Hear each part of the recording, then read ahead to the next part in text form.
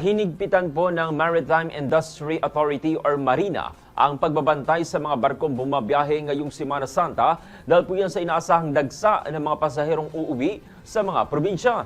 Simula Abril 1 hanggang 12, nagsagawa na ang Marina ng mas pinaigting na inspeksyon sa 130 na barko upang tiyakin ang kanilang kaligtasan at kahandaan sa paglalayag. 10 barko ang pansamantalang sinuspindi dahil po yan sa mga safety-related deficiencies, habang 6 na barko naman ang muling pinayagang bumiyahe matapos makapasa sa re-inspection.